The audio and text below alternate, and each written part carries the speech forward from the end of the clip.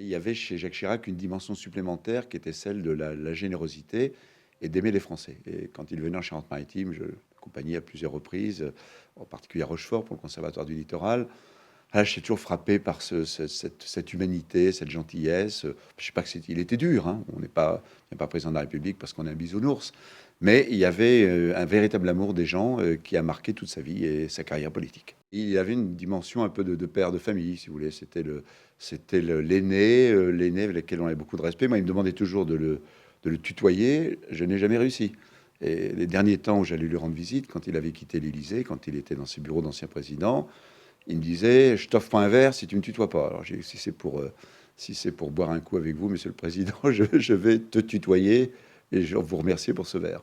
Voilà, c'était la personnalité de Chirac, vraiment quelqu'un qui aimait la France et les Français, et il aimait beaucoup notre Charente-Maritime, notre Poitou-Charentes. Je me souviens d'un décollage de Rochefort, d'aéroport, après une visite au Conservatoire du Littoral.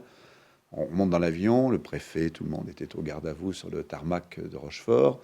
Il s'assoit du côté de la rangée, il prend une bière qu'il aimait beaucoup. Il me dit, tu te mets au hublot, tu mets ta veste comme ça, puis tu fais au revoir. Comme ça, les gens croiront que c'est moi.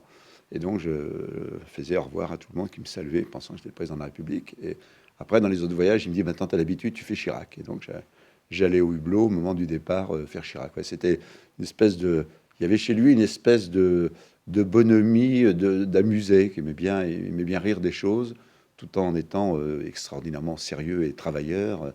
Quand on travaillait sur un discours avec lui à l'Élysée, pour préparer un grand discours, par exemple, sur l'agriculture, etc., on passait des heures avec des crayons de couleur à corriger, refaire, etc. Voilà, il avait cette double personnalité qui fait qu'on avait pour lui, et que j'ai pour lui, beaucoup d'affection.